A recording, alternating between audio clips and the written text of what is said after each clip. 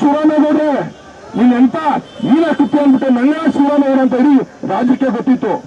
ನಿನ್ನ ನಾಗಮಂಗಲ ಎಂತ dustbin scrap ಅಂತ ಬಿಸಾಕವ್ರೆ. ನಿನ್ನ ಪ್ರೊಫೆಷನ್ ಏನು? ನಿನ್ ಪ್ರೊಫೆಷನ್ ಏನ್ರಿ? ನಿನ್ ಪ್ರೊಫೆಷನ್ ಇಂಥ ಈನ ಕೃತ್ಯ ಮಾಡಿದ್ರೆ ನಿನ್ ಪ್ರೊಫೆಷನ್ ನೀನ್ ವೃತ್ತಿನ ಇದು. ನಿನ್ನ ವಿಕೃತ ಮನಸ್ಥಿತಿ ಅಂತ ಇಡೀ ರಾಜ್ಯ ಗೊತ್ತಾಯ್ತಾ ಇದೆ. ನೀವು ಯಾವುದೋ ಒಬ್ಬ ಬೇರೆ ಹೆಣ್ಮಕ್ಳು ಅವರ ಮನಸ್ಥಿತಿ, ಅವ್ರ ಕುಟುಂಬ ಹಾಳಾದ ಪರವಾಗಿಲ್ಲ, ನಮ್ ಕುಟುಂಬ ಚೆನ್ನಾಗಿರ್ತೀವಿ ಅಂತ ನಿಂತ್ಕೊಂಡಿದ್ಯಾ? ಒಂದಿಲ್ಲ ಒಂದ್ ದಿವಸ ನಿಮಗೂ ಸಹ ಇದು ಹಿತಾಕೊಳ್ಳುತ್ತೆ. ಇವತ್ತು ನಮ್ಮ ಎಲ್ಲರ ಒಟ್ಟಾರೆ ಉದ್ದೇಶ ಅಷ್ಟೇ.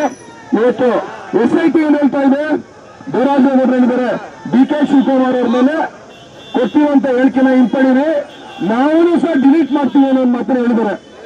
ಉದ್ದೇಶ ಏನು? ಸರ್ಕಾರದ ಪರವಾಗಿ, ಸರ್ಕಾರದ ಕೈಗೊಂದಾಗಿ ಇವತ್ತು SIT ಕೆಲಸ ಮಾಡ್ತಾ ಇದೆ. SIT ಕೆಲಸ ಮಾಡ್ತಾ ಇರೋದ್ರಿಂದ, ಸರ್ಕಾರದ ಗೌರ್ಮೆಂಟ್ ಕೆಲಸ ಮಾಡ್ತಾ ಇರೋದ್ರಿಂದ ಅಪರಾಧಿಗಳು ಅಲ್ಲದವರು ಸಹ ಇವತ್ತು ಜೈಲ್ಬೇಕು ಅಂತ ಕೆಲಸ ಮಾಡ್ತಾ ಇದೆ. ಆಮೇಲೆ ಇಲ್ಲದವ್ರನ್ನು ಸಹ ಅವ್ರ ವಿರುದ್ಧ ಸಾಕ್ಷಿಯಾದವ್ರನ್ನು ಸಹ ಆ SIT ತನಿಖೆ ಸೇರಿಸಿ ಅವ್ರನ್ನ A1 ಆರೋಪಿ ನಿಲ್ಲಿಸೋದು ಕೆಲಸ ಮಾಡ್ತಾ ಇದೆ. ಹಾಗಾಗಿ SIT ತನಿಖೆ ಮೇಲೆ ಯಾವುದೇ ರೀತಿ ನಮ್ಗೆ ನಂಬಿಕೆ ಇಲ್ಲ.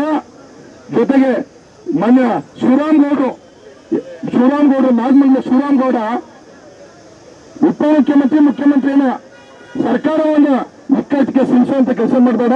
ನೀವು ಎಲ್ಲಾ ರೀತಿ ಸಹಕರಿಸ್ತೀವಿ. ಅವ್ರಿಗೆ ಅವ್ರ ಪರವಾಗಿ ನಿಂತ್ಕೊಂಡು ಮಾತನ್ನ ಹೇಳಿದ್ಯಾ? ನೀನ್ ನಾಚಿಕೆ ಮಾನ ಮರ್ಯಾದಿರೋಲ್ವಾ? ಇವಾಗೊಂದ್ ಪಕ್ಷ, ನಾಳಿಕೊಂದ್ ಪಕ್ಷ, ನಾಡ್ಕೊಂದ್ ಪಕ್ಷ. ನಿನ್ ಮಾನ ಮರ್ಯಾದೆ ಇದ್ದಾರೆ ನಿನ್ಗೆ?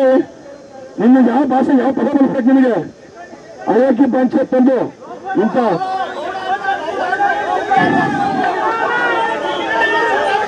ಇಂಥ ವಿಕೃತ ಮನಸ್ಥಿತಿಯ SIT ಮೇಲೆ, ನಮ್ಮ ಸರ್ಕಾರದ ಮೇಲೆ ಯಾವುದೇ ಕಾರಣಕ್ಕೂ ನಂಬಿಕೆ ಇಲ್ಲ.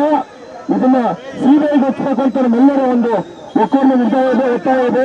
ಹಾಗಾಗಿ ತಮ್ಮ ಮಾಧ್ಯಮದ ಮುಖಾಂತರ ನಮ್ಮೆಲ್ಲರ ಹೋರಾಟಗಾರರು ಒಂದೇ ಒಂದು ನಿರ್ಧಾರ, CBIಗೆ ಒಪ್ಪಿಸಬೇಕು ಈ ಕೇಸನ್ನು ಅಂತ. ಯಾವುದೇ ಒಂದು ಇನ್ನೊಂದು ತನಿಖೆ ಆಗ್ಲಿ, ಸಂಬಂಧಪಟ್ಟ ತಪ್ಪಿತಸ್ಥರನ್ನು ತಪ್ಪು ಮಾಡಿದ್ರೆ ಅವ್ರಿಗೆ ಪನಿಷ್ಮೆಂಟ್ ಆಗ್ಲಿ.